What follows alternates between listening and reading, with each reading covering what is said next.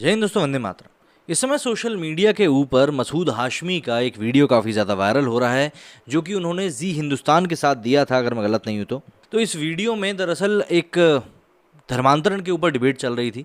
इस धर्मांतरण के ऊपर डिबेट चलते चलते उनसे कुछ सवाल पूछे गए और उन सवालों के बाद उन्होंने जो जवाब दिया, वो जवाब सुनने में जितना घटिया है उतना ही मुझे आपसे बात करने में भी घटिया है। पर सुनना इसलिए ज़रूरी है कि आपको मानसिकता पता चलेगी कि आखिर लोगों की मानसिकता क्या है और किस प्रकार से ये लोग अपने आपको आगे बढ़ाना चाह रहे हैं। सबसे पहले आप लोग ये वीडियो सुनिए। हिंदू माता पिता अपनी जवान बेटियों को मुसलमानों के पीछे लगाते हैं कि भाई हिंदुओं में तो हम तुम्हारी शादी कर नहीं सकते, ये जहेज प्रथा है, यहाँ पे जहेज मांगते हैं, मुसलमान बगैर जहेज की शादी कर लेता है तो तू किसी मुसलमान को सेट करके उससे शादी कर ले।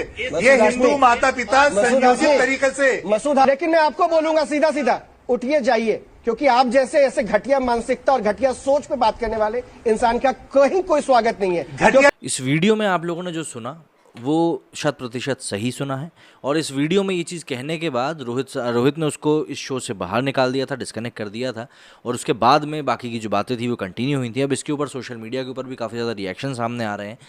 अब हम लोग डिस्कस करते हैं कि इस पूरे वीडियो में दरअसल हुआ क्या था। मसूद हाशमी नाम के एक राजनीतिक विश्लेषक ने गुरुवार 23 सितंबर 2021 को एक टीवी शो में विवादित दावा किया। उसने कहा कि हिंदू माता पिता दहेज से बचने के लिए अपनी बेटियों को मुस्लिम पुरुषों के पीछे लगाते हैं। उसने ये विवादित टिप्पणी जी हिंदुस्तान पर प्रसारित होने वाले शो शंखनाद के दौरान करी।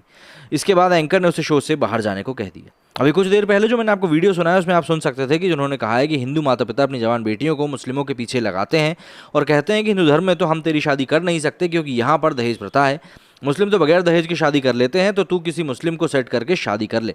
मसूद हाशमी ने टिप्पणी इस्लाम कबूल करने पर जन्नत मिलने के दावे पर करी थी। इसके बाद एंकर रोहित रंजन ने हाशमी को बीच में ही टोक दिया और उसे शो से बाहर जाने को कहा।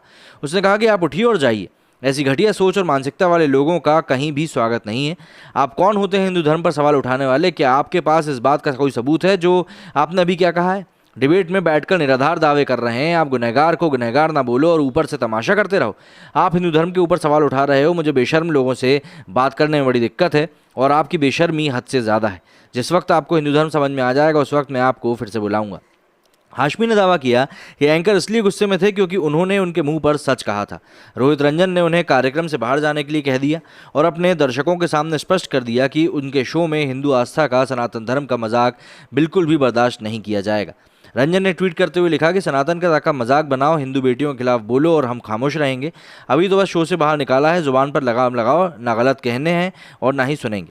बता दें कि ये शो हाल ही में उत्तर प्रदेश के सामने आया धर्मांतरण रैकेट के ऊपर था। यूपी एटीएस ने धर्मांतरण मामले में 21 सितंबर 2021 को मौलाना कलीम सिद्दीकी गिरफ्तार किया था।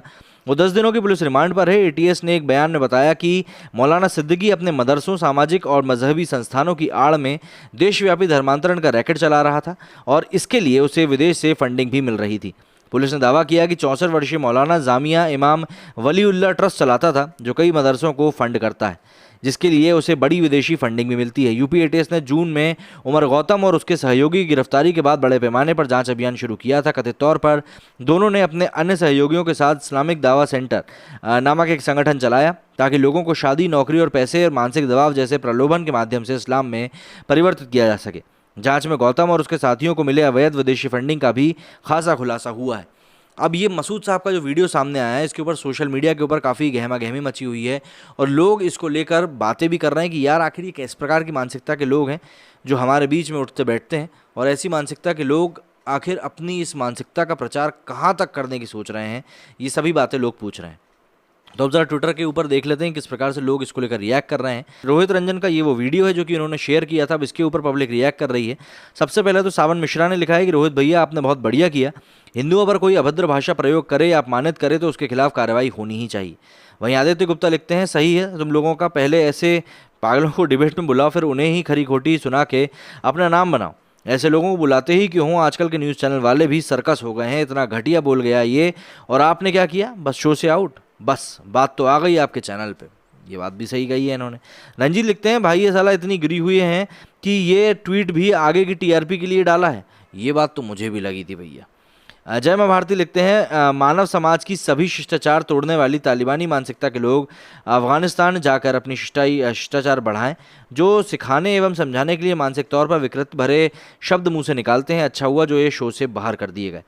एमडी वस्त्राकर लिखते हैं कूटो इसको जो खुद अपनी बहन को भी, अरे बाप रे क्या क्या लिखते हैं। देशभूषण विश्वकर्मा लिखते हैं भाई साहब आपने जो किया उसके लिए हृदय से धन्यवाद, हमें गर्व है आप पर जो आपने सनातन के लिए आवाज़ उठाई, बाकी इन जैसे लोगों को किसी मंच पर लाने के लायक नहीं है तो इनको बुलाना ही नहीं चाहिए। संध्या पांडे लिखती हैं जिहादियों को डिबेट में बुलाना नहीं चाहिए, really I salute you Rohit Ranjan ji, great, आपने तो रोहित सरदाना जी की याद दिला दी। सर मेरे विचार में ऐसे लोगों को मंच में आने का मौका ही नहीं देना चाहिए। और देखिए इसी प्रकार से सभी लोग बोल रहे हैं कि भाई किस तरीके से बिना साबुन के धो दिया, अमेजिंग कौन है ये, देखिए अलग अलग तरह की लोग बातें कर रहे हैं और बोल रहे हैं कि भाई इस प्रकार से किसी भी तरीके से इन लोगों को मंच देना ही नहीं चाहिए कि अपनी बात को आगे बढ़ा सकें।